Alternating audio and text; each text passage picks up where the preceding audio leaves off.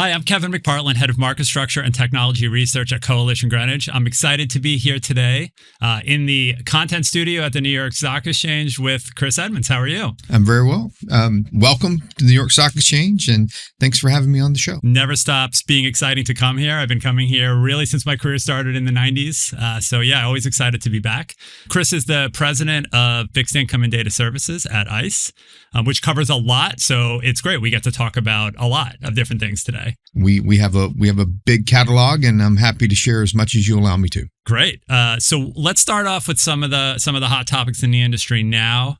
Prediction market talk seems to be everywhere. I know ICE made a big investment in Polymarket. Can you talk a little bit about that, your rationale, and sort of what your thinking is about prediction markets in the months ahead? Look, it's a bit about disruption story, and it gives us an opportunity to be a part of that story, while not necessarily doing anything to our traditional markets. You can create instability along the way. Here, we have a great partnership. It's a great team. They're doing some very innovative things along the way. If you look at what we've done with the New York Stock Exchange listed Reddit and the sentiment data there, we have sentiment data from other sources like Dow Jones. Those are all opportunities at the end of the day for people to have consensus and then to be able to express a view and manage any risk that they deem appropriately. Nirvana for us, I think, along the way will be you see consensus develop through the Reddit sentiment data that comes through our feeds. And then all of a sudden now you're seeing a market being made over here, and then the feedback loop of that market back to the Reddit community. What will be interesting, or any of the communities that we have. But certainly that's one I think it's easy for people to get their head around of how things can begin and germinate and actually end into a market where people have the opportunity to express their own view. So the users of your products and services, you have a good mix of retail and institutional. I think that's acutely prominent in prediction markets in general, and access to that kind of sentiment. You mentioned Reddit. Can you talk a little bit about how you see that moving forward? Prediction markets feel very retail, but there's obviously some very institutional use cases as well. Right. I had this conversation yesterday in Chicago with someone who sat there and said, the interesting part about what you get in sentiment data is that retail, where is it going, right? What you get in the institutional market is the confirmation of that signal. So the better we can provide or package that signal for the institutional markets to react to that, I believe the better the market integrity becomes over the longer period.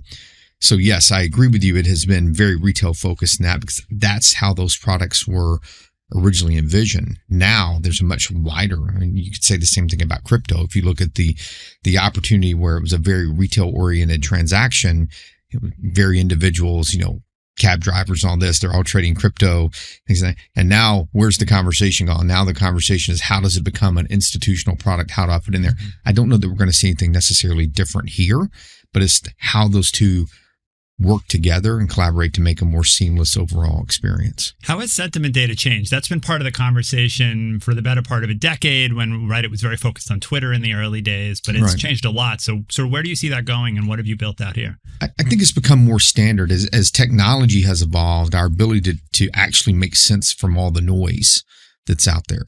You see a lot of things, lots of conversations on social media platforms around bots and what do they do? How do you filter that out? Where do you get to the consensus of what the actual issue is and how people want to react to that?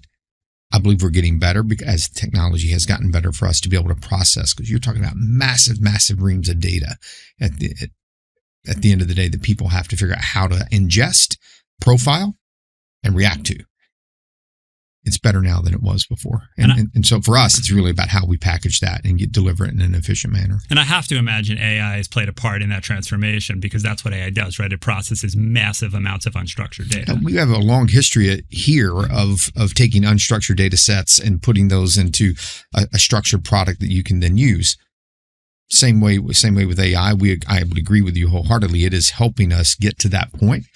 But then what are other people doing that? And how are you making sure that isn't creating the hallucination, if you think about it from an inference perspective? And that's why the packaging up is such an important conversation to have. Right. So pivot slightly to the bond market, which I know you know and love. You own a good number of pieces of that market infrastructure now, from data to trading, clearing. The ecosystem has gotten even broader. I think the role of ETFs has become more and more prominent as time goes on. And again, retail institutional, right? The role of retail traders in the bond market also growing again as ETFs grow. So very big, broad question, but sort of what's top of mind for you in corporate bonds, and then we'll dig a little bit under the surface. I looked up this morning in preparation for this, and I went to SuperGrok to ask it a question. I'll ask you the same question, see what you come at. What percentage of the bond market today trades as a direct result of a movement in an ETF or an index through passive? Any idea? Oh, it must be considerable. 40, 50%? So in equities, it's 31%. Okay. In the bond market, it's single digits. Wow. Less than 3. So if you think about the normal construction of a portfolio over time, where 60-40 equities to fixed income products, you would think there would be closer to parity, but that's the opportunity we have in order to infect the right level of technology and put that in front of the users of that. And so that opportunity for the market to grow and be much more widely distributed into instruments that folks can understand and have a different liquidity profile and things of that nature. That's the opportunity that excites me. It's not just my opinion. I mean, BlackRock's spoken, effectively out there about this, and that where they see their growth coming from that opportunity to put in ETFs and the index play into the bond market. Yeah, it's fascinating to me. It's not more the role of ETFs, which then have driven portfolio trading, which then have arguably driven overall turnover and improved liquidity. If we're only at 3%, you're right. There's so much more room to go there. And I believe at the end of the day, that will bring more investors into the space, because it walks and talks like how they manage their equity portfolio, and gives us the opportunity to use a wide array of services we have, whether it's our index creation, it is our opportunity to do end-of-day valuations. All of these things that we do along the way become important parts of that wheel. Yeah. And so investment grade corporate bonds, about half or so trade electronically today. It's about a third of high yield. Like, what's next? Is there still growth? Do you feel like we're getting to the point where the market's just mature now? It's interesting you throw that statistic out, because depending on how you look at the market, I might challenge you on that statistic, because we're pricing 3.2 million bonds every day around the globe. If you look at those that are actively traded, you're probably looking somewhere in the neighborhood of, call it 25 to 40,000 bonds that actively trade on a day. Less than that if you get to, other slices of it. So yes, I think that real-time piece of it, that's where everyone's focused on. But if you look at some of the portfolios that are being managed out there across a wide diverse of participants, it's so much larger than that, which is opportunity for us and others in the space in order to provide that. So you get a lot of opportunity. It's a big sea to go fishing in, if you will, to put together that right construction. I do believe the more of that we do, the more of those other bonds will expand the trading of that, because people will be able to see it. And you're already seeing that in some of the other products like mortgages, as an example, and people are really starting to look at that, because more information is now available to them to be a much better consumer and risk manager of those products in order to achieve the yield. Oh, great segue. Let's talk about mortgages. That market is incredibly fascinating. We think back to 2007 and nobody knew what was in the MBS. Mm-hmm. Today, that data, I mean, you own that data, right? There's reams and reams. You can literally find the exact house that's somewhere buried in a big MBS, which is incredibly fascinating and goes back to the big data challenge. So what's the progression been here? And then, let's take that into electronic trading of the MBS. So where are we getting there? Ironically enough, we are now at a point with our geospatial team as part of my world, where we have mapped every mortgage to every MBS and every mortgage to every MBS and every MBS to every muni. So think about that from an information play. Think about that in relationship to the Palisades fire, the floods in North Carolina, or into the hurricane that hit last year. Hurricanes that hit last year in Tampa, in south of Tampa. We now, within hours, whereas before it was longer, can show you the impacted muni bonds and MBSs in those zip codes. Before, you were worried about prepayment risk. Now you're worried about climate and hazard and all the things that go into that. Now you're a much more informed trader in that, and you have an opportunity to participate in that market, which is far greater than what's been there before. without, in my opinion, without our ability to have that data, we don't put any of our personally identifiable information in there. This is all trend and using, better innovative technologies in order to put that out there in a packaged product. You're now able to see it. And if I look at our bond execution platform in our climate risk piece, we're actually putting the climate risk right on the screen where you can see where the bid offer is. And you're making a much more informed decision than you were before. But it's only because we've been able to put all of that data in one place that is easy for us to take advantage of. And those risks obviously were always there. I guess it's just there was no way to track them or to measure them before. Right. But think about before. You lived in Florida. You knew you had to have hurricane insurance if you lived in certain zones. Well, now the question is, can you even get it? You look at the insurance affordability or what insurance has done to the affordability of a home along the way. You had no way to see that. You pick up the phone, you call, there's maybe one, maybe two providers if you were lucky in some places. Now you're able to see that, exactly what that impact is on your affordability score. So do you take your depth of data knowledge and move it into the trading space for mortgages? I believe we have to in order for that market to grow. And the more that grows, I believe the opportunity for new home ownership will increase because there's more folks taking the other side of that on the risk. Right, which is already obviously increasing home ownership has become challenging right now. So the more transparency, even on the institutional side, should then make it hopefully easier for people to borrow. Right, if the institutions can't get that information at the end of the day, they're not going to make that investment, and that's what we're trying to help facilitate by bridging the two data sets together. Institutional risk management tools, along with some data coming from the homeowners. Yeah, it's amazing. It's amazing. And you're right at that point of sitting in those lawyers' offices and signing those papers, which I find fascinating. It's really the whole supply chain. It has been a great accumulation of technology along the way. Not sure that everyone understood why or when we were doing it. Jeff had a great vision of what that would look like. Ultimately, the scorecard is, can we drive down the price of home ownership? And that's really what we stay focused on each day. Yeah, it's been fascinating to watch. So somewhat similar vein, let's talk a little bit about the CDS market, okay. Something else that ICE has been in for a very long time. We remember when CDS sort of moved to clearing over a decade ago now. It feels like that's come up in the conversation a lot lately. The SEC made some movement, right, on security-based swaps over the last couple of years. Where is that market now? Is it more mature? Does it feel transparent and efficient, or are there more opportunities there as well? I'll give you a funny personal story on this. My first job here at ICE in 2010, my first assignment was running the credit default swap clearinghouse, ICE Clear Credit. At that time, it was actually a bank, a limited purpose trust vehicle. I called my mom, who lives in Alabama, is now a retired school principal, and said, "Hey, Mom, I'm going to move the family to Chicago. I'm going to work in credit default swaps." And the only thing she knew was that Warren Buffett called them a weapon of mass destruction. And you can't take that job because of it. And I'm like, I think we'll be okay. So fast forward to where we are today. At that moment in time, if you think about all the history of credit default swaps and the things like tranches and CMOs, those were just ugly, dirty words. No one wanted to be associated with that. Oh, I never did that.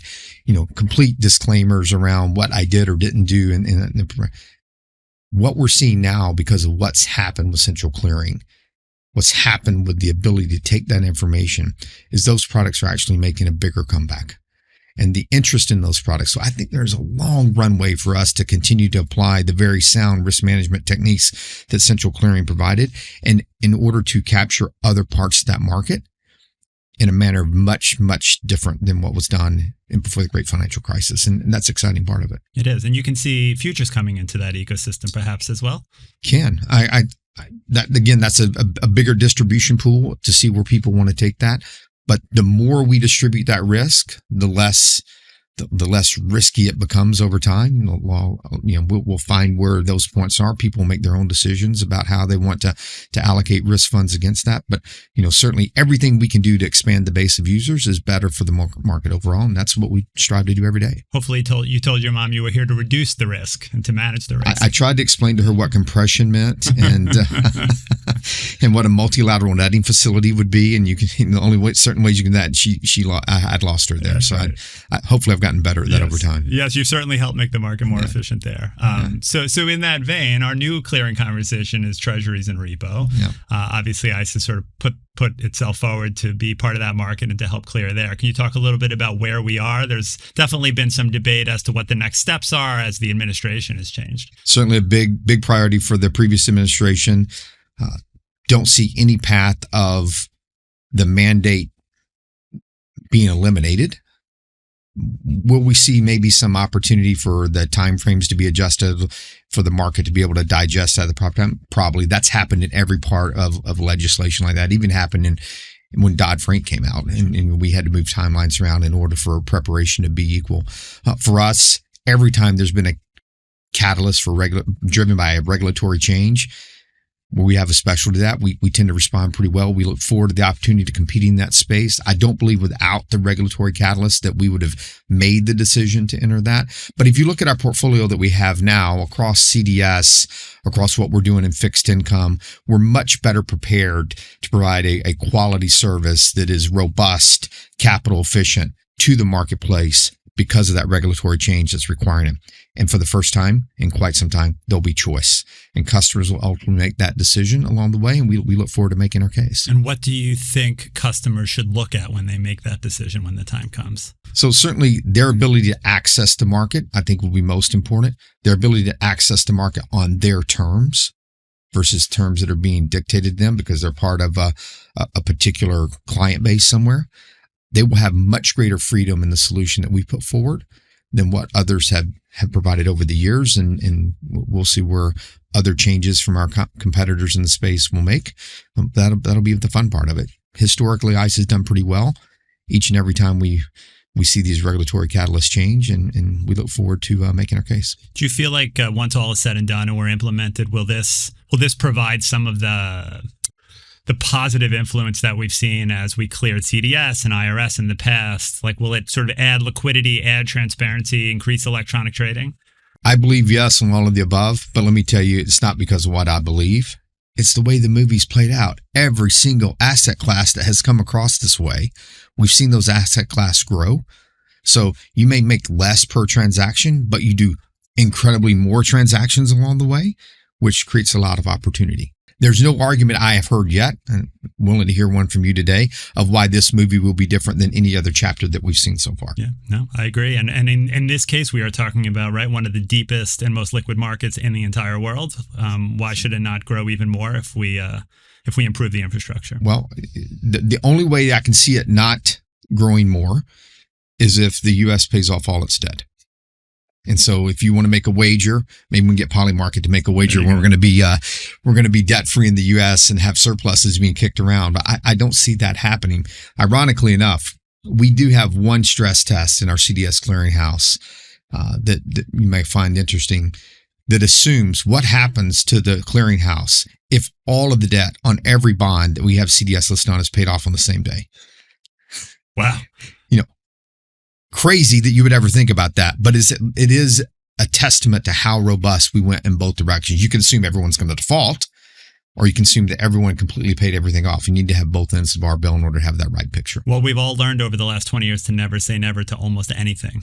Right. So those are the right tests. Yeah. So just have to ask the right questions and keep asking the questions of yourself. So on that note, so my last question. So you obviously oversee a lot of different markets, different areas, different technologies. How do you consume your news? What do you look at when you get up in the morning? Right. Because I'm always interested to how people sort of keep up when there's so much going on. Probably see X first, flip on a TV to see what's being confirmed along the way. I get in the office typically pretty early. I'll take a look at Reddit. I have some communities there that I track along the way. Not a lot of mainstream TV other than the financial news between maybe it's CNBC or Bloomberg or things of that nature. Mm-hmm. Most to see if there's a division between the stories that are being reported. I'm looking for the delta more than anything else. But we get a lot of real-time feed. I mean, we can see the pricing information. I have the opportunity to see that in real time on my desktop. So I'm making my own opinions along the way. And then, you tell me how you consume your news of what comes out of Washington or London or any other, capital city. All of those are important at the moment because that's moving policy and certainly moving rates along the way. It is. And consuming multiple sources seems to be the answer these days, right? I assume everyone is wrong. I just need to know what they're going to be wrong about. So Right. Looking at everything, understanding what you're reading and what the source is, and then hopefully making some informed decisions from there. I fear a world where there's only one opinion. That's probably not a great outcome for any of us. No, definitely not. We need a robust debate. It does move things forward. Indeed. Great. Well, with that, thank you so much for having me. This has been great. Thanks for being here, and thanks for the opportunity to spend some time with you.